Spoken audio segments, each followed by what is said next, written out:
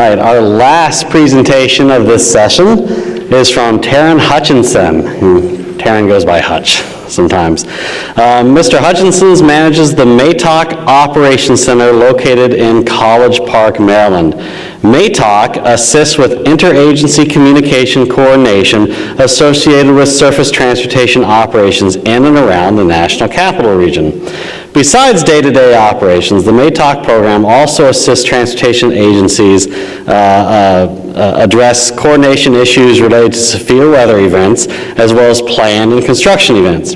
Prior to coming to MATOC in 2010, Mr. Hutchinson worked as an operations manager for the Virginia Department of Transportation in Northern Virginia. And if anyone in this room drives around the DC region, you've got to thank Hutch and his crew, as they're really helping to coordinate the emergency management operations in this region, make things go a lot smoother. So let's welcome and thank Hutch to the stage.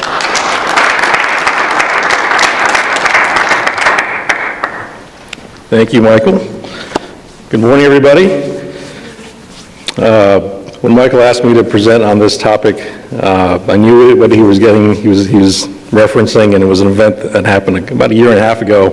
Brings back a lot of, I'd say bad memories, but it brings back some memories. For those of you, if you know where the National Harbor is, near the Potomac River, if you stepped out of that, I think the Gaylord National Convention Center, if you stepped out that morning, you probably had that view of the bridge. June 20th, 2018. So that's what people were looking at. It happened to be June 20th was actually the day of our tabletop exercise. MATOC typically has an event every couple of years where we bring all of our first responders, our DOTs together, and we have some sort of tabletop exercise. And this particular one, we had planned an exercise based on an event that started in the district, created havoc throughout the district, impacted all these different roads, different modes, and ended on the Beltway with a big fire. And the idea was to kind of stress our DOTs and our agencies, and hey, figure this out. What are the information gaps? What problems are we going to have? So I kid you not. About 10:45, I'm going through this scenario, talking about, hey, this is what's happening throughout this exercise. This is what's happening in this fake scenario. And I look in the back of the room, and a lot of our first responders, state police, DOTs, all the incident commanders are kind of shuffling out of the room, and I was like, oh, okay, that's interesting. There must be something going on. And my staff are waving at me in the back. Stop. And they said, so what's going on? And one of the first images we see is this. So, I was like, oh, I guess the real thing is actually happening. So we all turned and we're watching this. And of course, all of our first responders in the meeting, and probably about a third of the attendees had to leave. Right? They're coming up on a plan to get themselves to the scene. And this is one of the VDOT CCTV cameras that we were all looking at. So once everybody gets there, a little after 11 o'clock, here's a video from one of the public safety helicopters in the area. We see a truck on fire. We see multiple trucks on fire. And I'll let this video play a little bit, but you can kind of get a sense of what's happening. A pretty big incident on the Woodrow Wilson Bridge. It's the southern crossing of the Capitol Beltway across the Potomac River. It's on the approach to Reagan Airport. So you've got a big plume of smoke, you've got all this activity, that's going to cause a lot of issues. And you see there's activity down below. There's a crew, a bridge crew, inspection crew stuck on this boom, and they've got to lower them down into the river. So we're actually seeing this live. This is being broadcasted in the middle of our event. Let's continue a little bit. So of course, we continued on with our exercise. We went through it, had a lot of good discussions, and when we wrapped up later that afternoon. But for that entire day, the entire region is impacted. And if you actually look at, what's happening, this is after the fire is out, but you've got this Snooper truck, right? It's got this big arm that goes under the bridge for inspectors to look underneath the bridge. That's been destroyed. It's barely hanging on. You've got a lot of damage equipment. You've got an attenuated truck that's been hit. You've got the tractor trailer that actually struck this work zone, and a couple other vehicles that were on fire. And now here's the response, right? And here's sort of the overall scene. This is a massive stage. You can't hide this. Everybody's going to see it. You're going to see it here from the district. You're going to see it from Maryland, Virginia. And with that large response, the roads, the bridge is going to be shut down for a period of time. And so, yeah, very complicated scene. You've got activity on top of the bridge, below the bridge, and even after they, they've got the fire out and they're moving into the recovery and cleanup process, everybody's looking at it as they're driving by. There's no way to hide this. And so this event started at about 10:45 in the morning, didn't clear it up until about 10 o'clock at night. It's a good 12-hour event. Give you an idea where this location is. It's about mid-span. There we are at our tabletop exercise. We had all of our first responders right there. So what was nice is that we got everybody together and they were able to convoy up and go right to the scene. So it's fantastic. Thank you, MATOC. But this is the one day that we actually shut down our operation to go support this exercise. And we're all there, right? Virginia DOT, DC DOT, Maryland DOT, and all of our public safety partners, most of whom have now gone to the incident. The Woodrow Wilson Bridge has through lanes, local lanes, 10 lanes, 5 in each direction. The northbound or outer loop lanes of the through lanes are blocked. So you've got to take all these vehicles, all these people, and you've got to get them out of that queue. So you've got a retractable barrier that needs to be pulled back. You've got to turn people around at the other end. And so Virginia State Police are doing their piece. Maryland State Police are doing their piece. The TAMS contractor is working to get that open. There was a delay in opening that barrier up. So during our after-action review, we said, realized that there are some components to this bridge that are not working. This barrier is one of them. It took a good 30, 45 minutes to open that up, but it should have taken a few minutes. The standpipes that was bringing water up from the fire boats down below were all leaking. So they had to run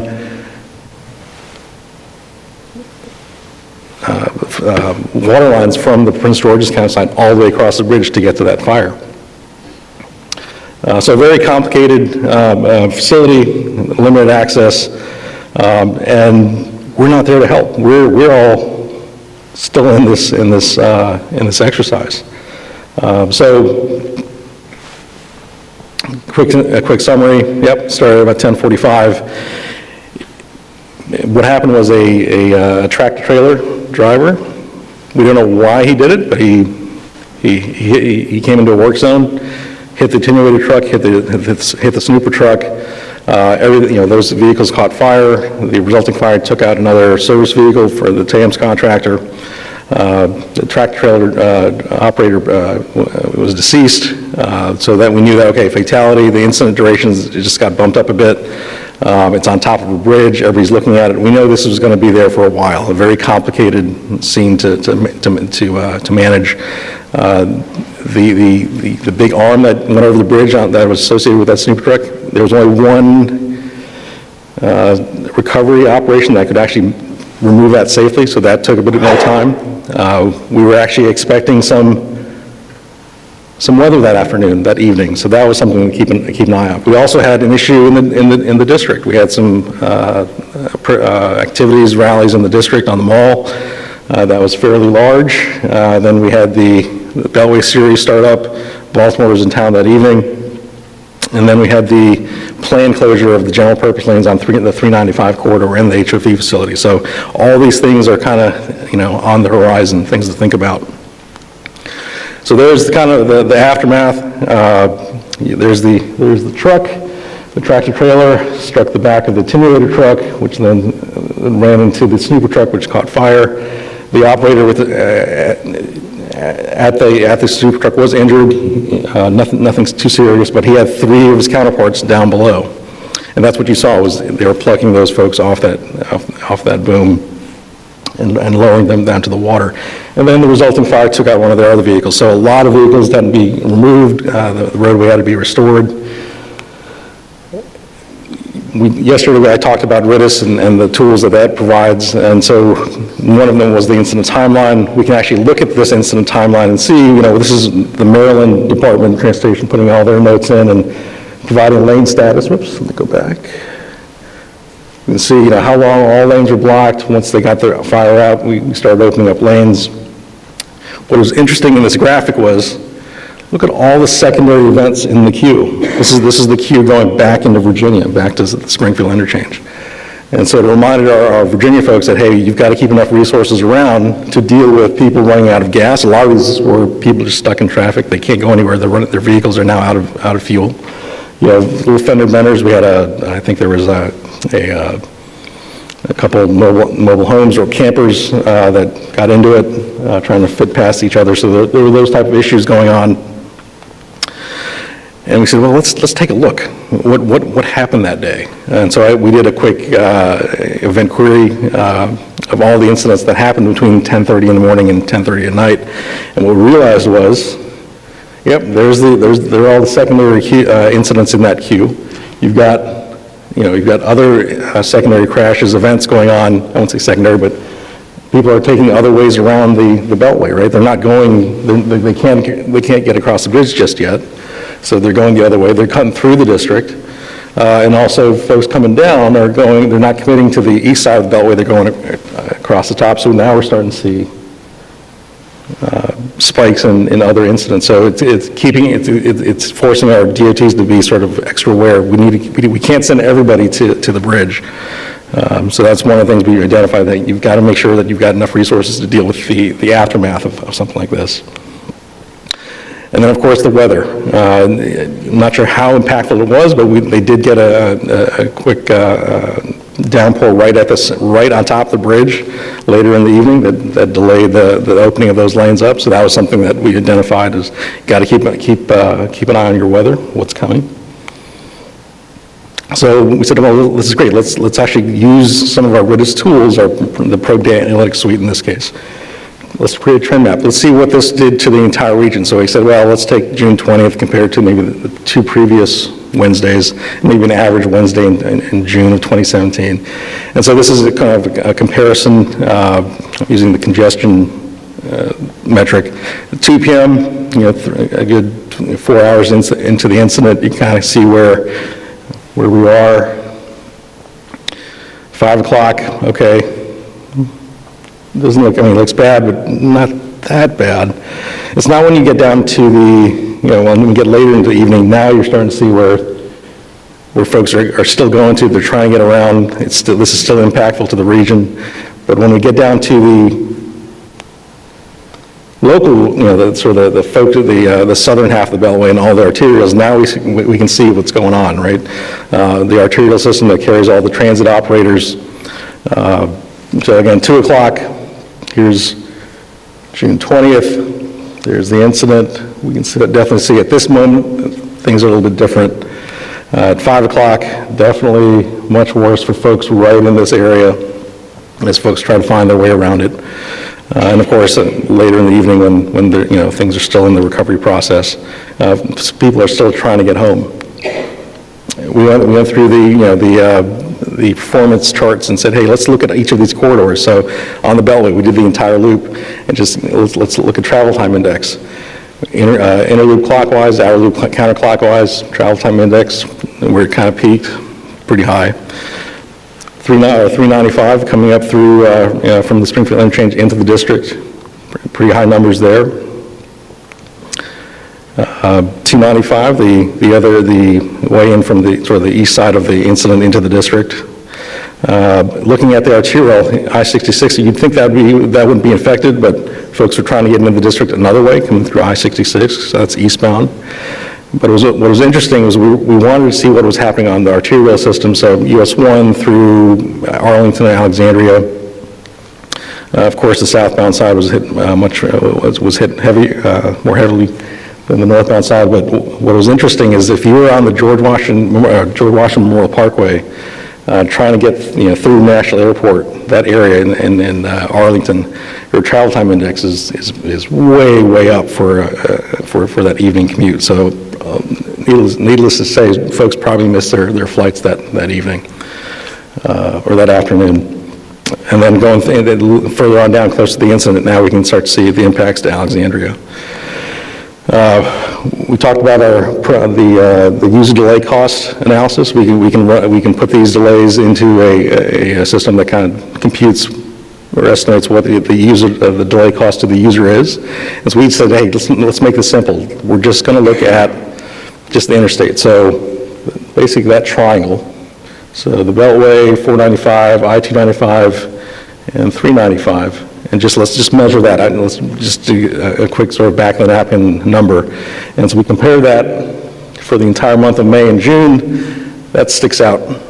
So that was a rough day. So that can confirm, hey, this was not a good day for folks. So when we sat down and did our after action review, of course, we had those issues with, the typical issues you have with public safety and incident command and unified command. Even though this was, basically confined on the bridge, everybody was there. There was still some confusion on, where are we all going? Where, should we maybe define, for incident command locations for this type of facility? But what came out of that discussion, yes, we need to get this bridge back into a state of good repair, all those components, the retractable barrier, the standpipes and so forth.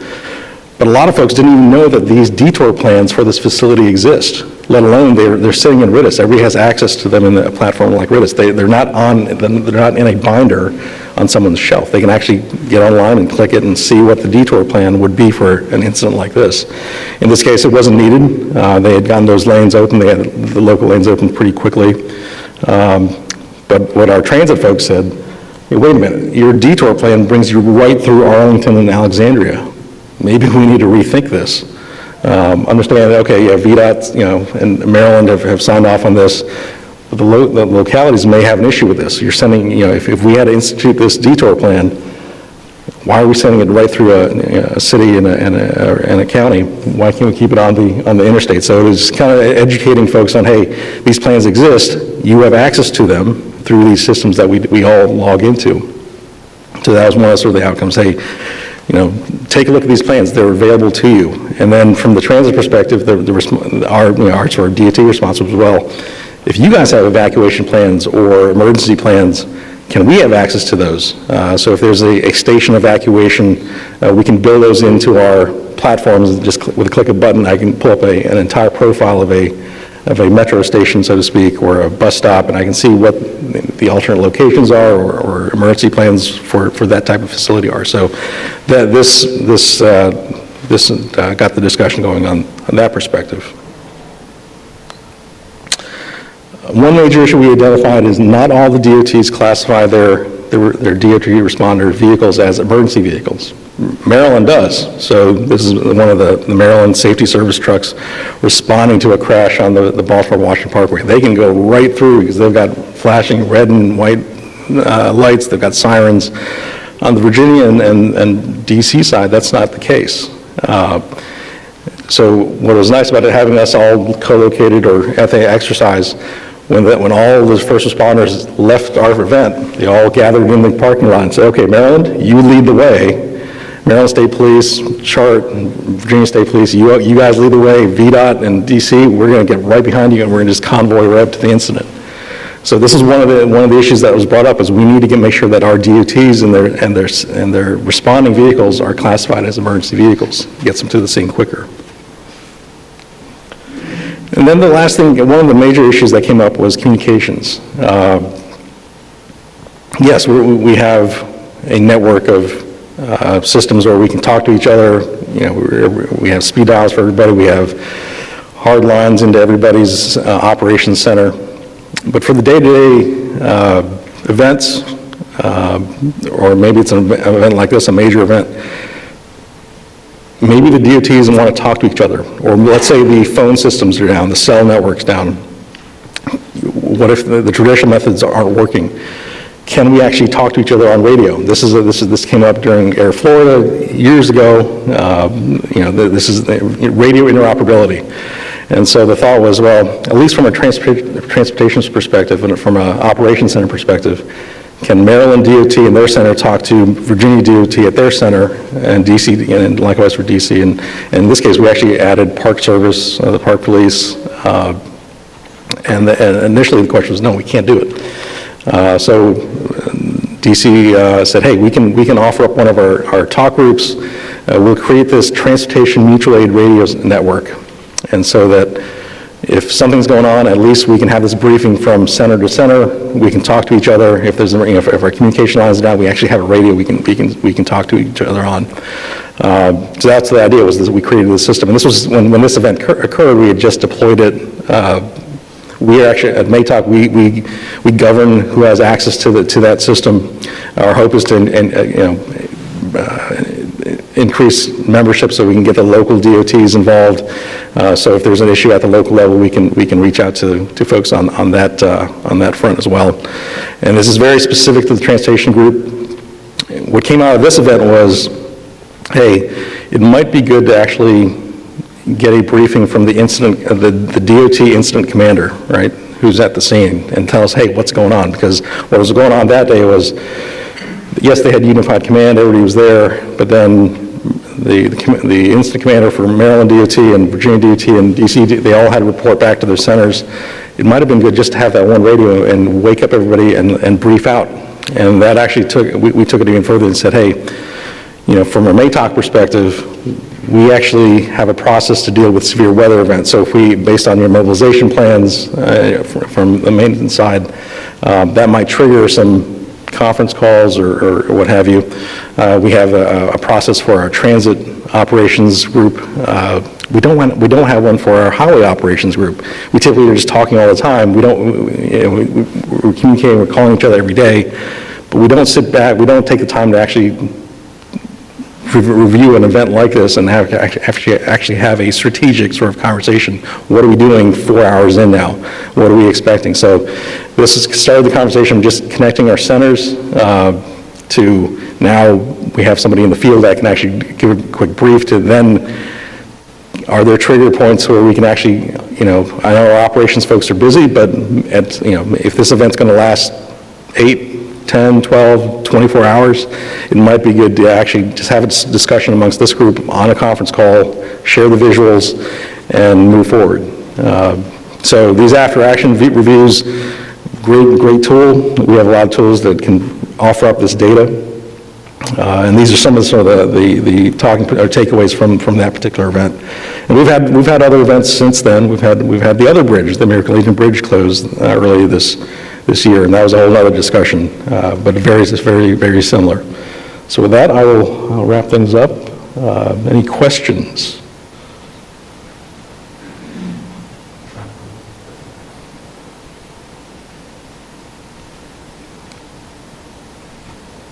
I have one. Yep. So, you did this after review because this was a really big incident. How big was the incident have to be before we do these? What we've told our DOTs is, it could be anything. It might be, maybe a routine multi-vehicle crash one day that's, all lanes are closed for a couple hours. Not a big deal. It happens every day. They just, someone needs to raise their hand and say, hey, can we collectively look at this, because we didn't feel good about how we responded to this. So that's kind of the framework. We typically wait for these big ones to happen, but we ask that our DOTs, hey, raise your hand if you got something to say. If we needed to have a discussion, MATOC, can you step forward and do this for the region, and we'll do that per their request. So it doesn't have to be something of that magnitude. Any other questions?